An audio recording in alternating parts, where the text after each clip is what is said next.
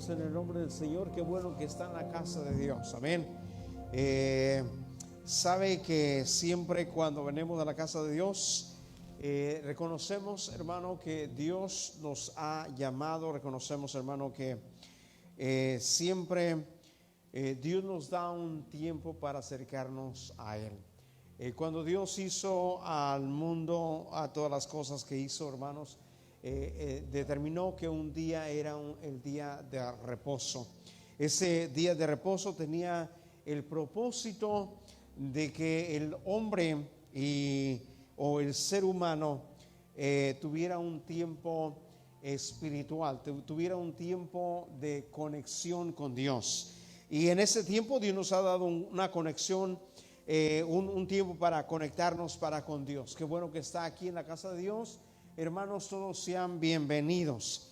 Abra su Biblia, hermanos, en el Evangelio del Antiguo Testamento, en el libro de Isaías, en el capítulo 9, el verso 6 y el verso 7, vamos a leer ahí. Y hermanos, ¿lo tienen? Isaías capítulo 9, versos 6 y 7. Dice el verso 6 de esta manera: en el nombre del Padre, del Hijo y del Espíritu Santo, porque un niño nos es nacido, hijo nos es dado, y el principado sobre su hombro, y se llamará su nombre admirable, consejero, Dios fuerte, Padre eterno, príncipe de paz. Verso 7: lo dilatado de su imperio y la paz no tendrá límites sobre el trono de David y sobre su reino, disponiéndolo y confirmándolo en juicio y en justicia desde ahora y para siempre. El celo de Jehová de los ejércitos, dice, hará esto. Vamos a orar. Padre Santo, gracias te damos por la oportunidad, Señor, que tú nos das de estar en tu presencia. Gracias por cada familia representada en este lugar. Dios ha venido a glorificar y a honrar tu nombre, Señor, en este día. Señor, hemos apartado un momento, apartado este tiempo para acercarnos a ti, Señor, y reconocer todo lo que tú eres y todo lo que tú haces. Padre, en esta hora, todo pensamiento negativo, contrario a tu palabra, Señor, lo sometemos en obediencia a tus pies, debajo de tus pies. Declaramos la mente y los corazones libres por el poder de tu palabra. Amén y amén. Nos damos un abrazo con el corazón, hermanos, y un saludo con el pensamiento. Amén. Pensamos unos en otros, hermanos, y también nos amamos unos a otros. Tome su asiento en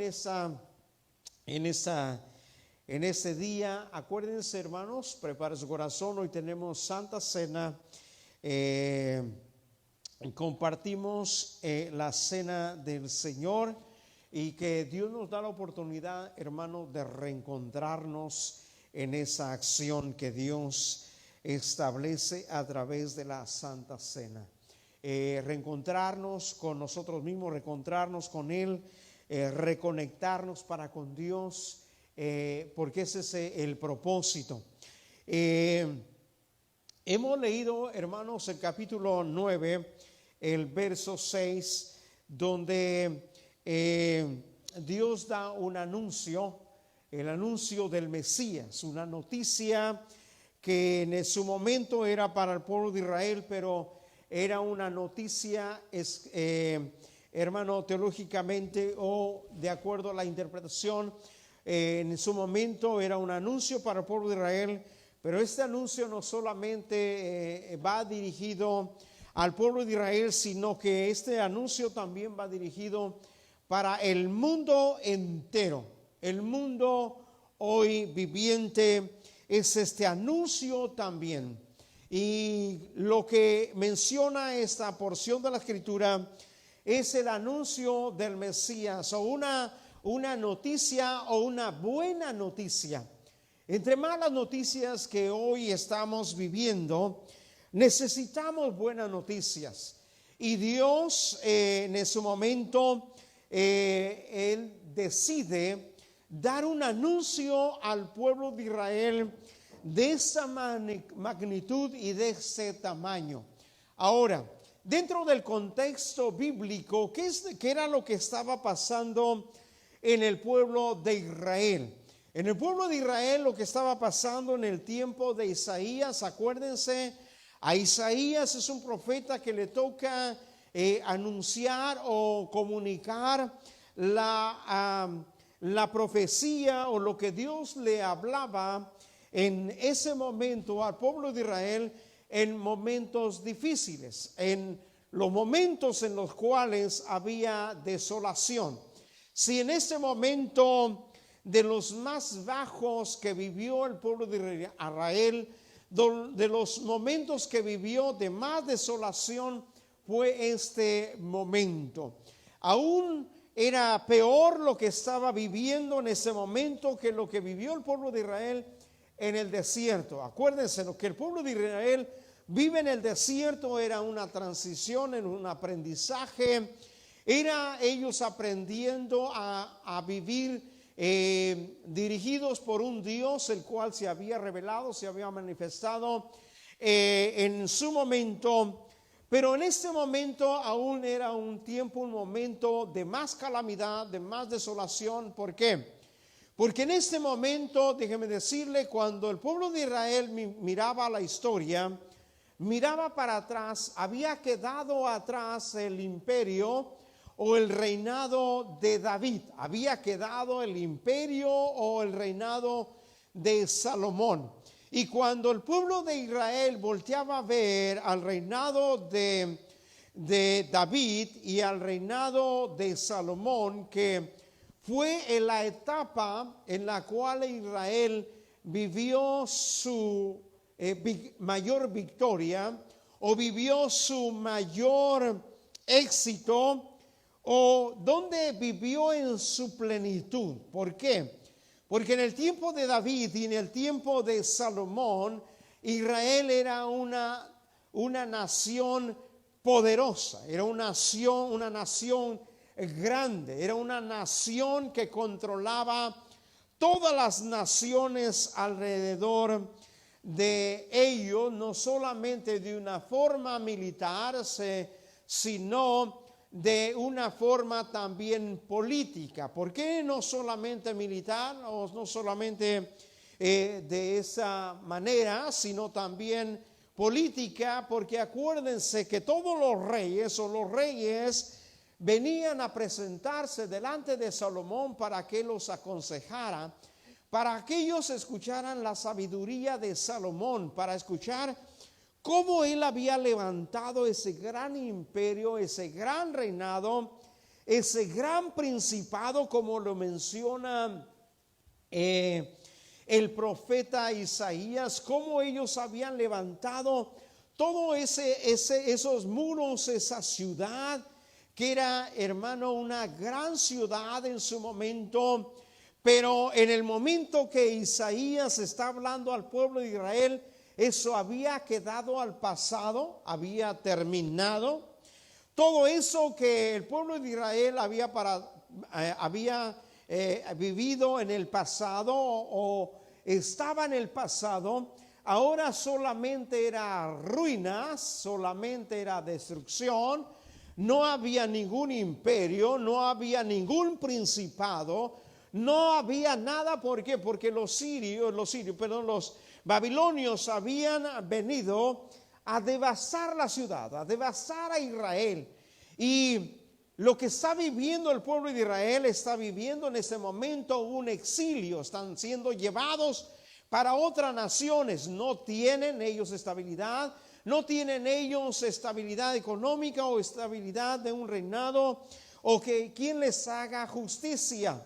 Acuérdense, pero Dios en su corazón, mirando a su pueblo, y Dios les da una gran noticia en ese momento. Ahora, acuérdense, esta noticia no solamente en su momento se aplica o se aplicó para el pueblo de Israel, sino que era una noticia para el mundo entero también. Y cuando el pueblo de Israel necesitaba una noticia buena o buenas noticias, O cuando usted y yo le alegran las buenas noticias. Déjeme decirle que cuando a usted o a mí o a alguien le alegran las buenas noticias, es cuando estamos viviendo momentos difíciles, ¿cierto o no?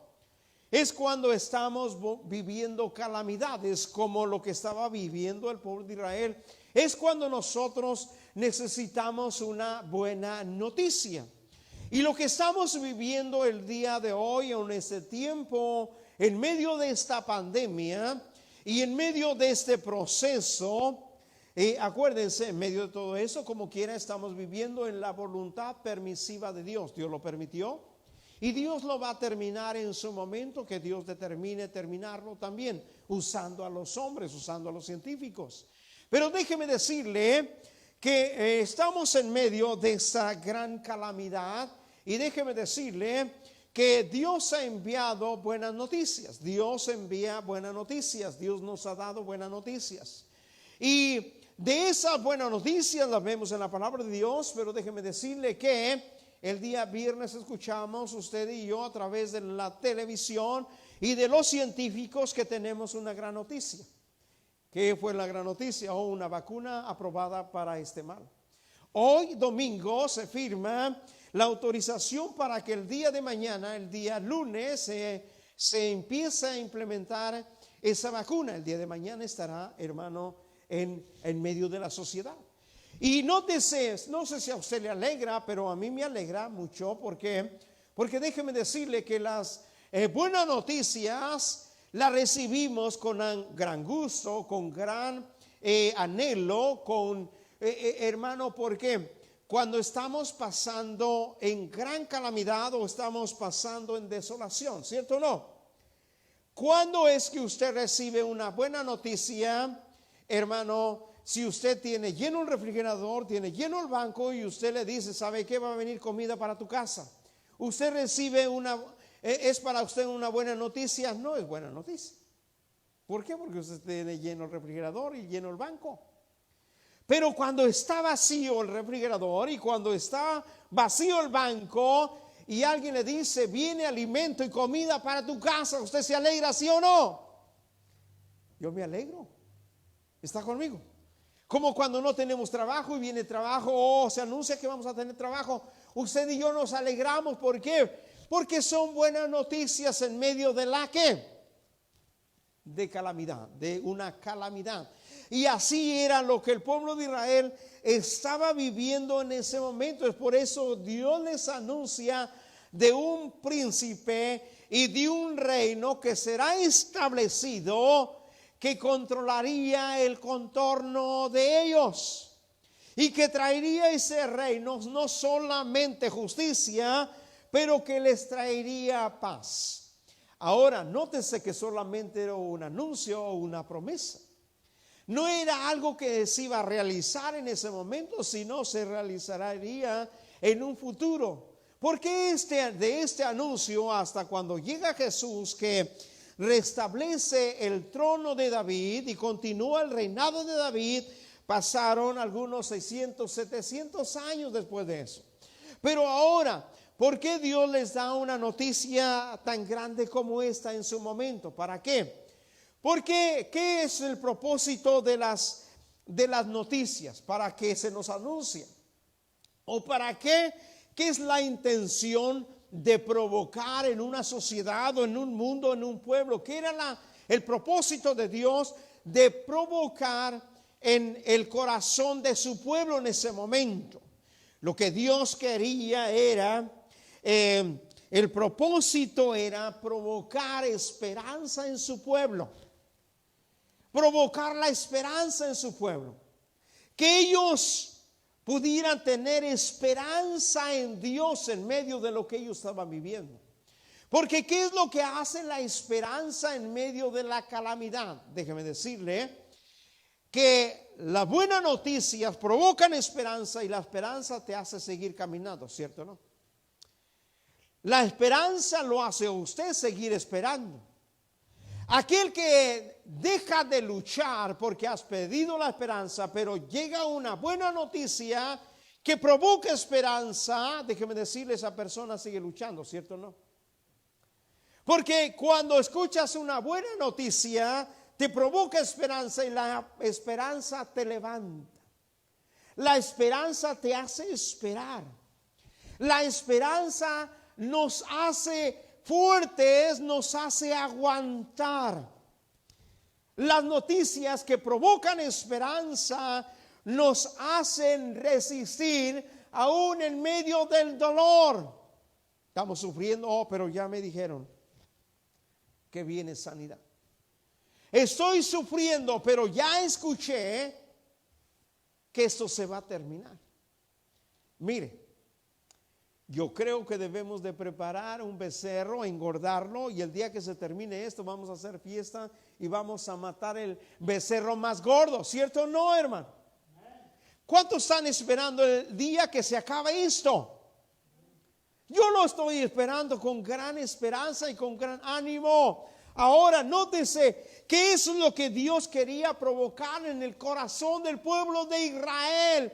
¿Por qué? Porque si hay una buena noticia, si la noticia provoca esperanza, el pueblo de Israel seguiría ¿qué? Esperando lo que Dios iba a hacer en su momento. En el Evangelio de Mateo hay un anciano que ve a María entrar con los brazos a un niño. Y la Biblia dice que el Espíritu Santo le revela a este hombre que ese era el Mesías, que ese era el Salvador del mundo. Este hombre se acerca a María, lo abraza. Y cuando él lo abraza, lo mira y dice él: mis ojos han visto la salvación de Dios que ha enviado al mundo. Y luego él pronuncia unas frases y dice: ahora ya puedo descansar, ya puedo morir, porque mis ojos han visto la salvación de Dios. Imagínese ese anciano. ¿Qué era lo que lo mantenía de pie? ¿Qué era lo que lo mantenía esperando a este anciano? ¿Qué era lo que decía en su corazón cada mañana? Cada mañana Dios me ha prometido que yo voy a ver el Salvador. Y después, antes, yo quiero ver al Salvador antes que yo muera. Y me imagino que ese anciano tenía en su mente, en su corazón, cada mañana y todo el tiempo: yo no voy a morir hasta que vea la salvación de Israel. Llegó el día. ¿Cuántos años pasaron? Pasaron 10, pasaron 20, pasaron 30, 40, 50. O este hombre, cuando estaba o era un niño, escuchó ese anuncio a través de la Torá, o a través de los rabinos, o a través de los maestros. Y este hombre siembra en su corazón y dice: yo no me quiero morir hasta que yo vea al Salvador del mundo. Dicho y hecho, este hombre sería un niño, sería un joven, en su edad que tenía en la capacidad de él de poder tomar una decisión y de abrazar una esperanza y de decir: yo quiero ver la salvación que Dios ha prometido para el mundo entero. ¿Cuántos años pasarían? Este hombre estaría enfermo, este hombre pasaría calamidad, ese hombre quizás en un momento quiso venir de desesperación, verse al espejo, verse a sí mismo: ya estoy viejo, ya soy anciano. Y quizás ideas venían a su mente para que él dijera: quizás voy a morir sin ver la salvación de Dios. Pero al parecer este hombre sigue creyendo. Este hombre sigue esperando. El poder esperar hasta lo último de su vida, hasta que el día llegó, hasta que Dios cumplió y le cumplió a él lo que en un momento Dios había hablado. Lo que en un momento Él lo había abrazado como una esperanza y había caminado con esa esperanza en su corazón. Hasta que un día Él está en el templo y una joven entra por las puertas llamada María con un niño. Quizás este hombre estaba en el templo orando, hablando con Dios, y en ese momento viene una revelación de Dios, del Espíritu Santo, a decirle a este hombre: voltea a ver para la puerta, voltea a ver a esa joven, voltea a ver a ese niño que trae esa joven en sus brazos. Ahí está lo que te he prometido. Ahí está lo que yo una vez yo te dije. Ahí está, abrázalo. Y ese hombre se acerca con esa joven llamada María y abraza a ese niño. Imagínese, y él lo empieza a ver y lo empieza a contemplar. Y este hombre anciano está diciendo: gracias, Dios, porque yo sé que el anuncio provocó en mí esperanza, y esa esperanza me hizo aguantar a través del tiempo y de los años. Esa esperanza me mantuvo de pie. Esa esperanza me dio la fuerza para que yo pudiera vivir hasta este día que me has permitido ver tu salvación. Para eso era la buena noticia, para eso era la noticia que Dios estaba dando a través del profeta. ¿Para qué?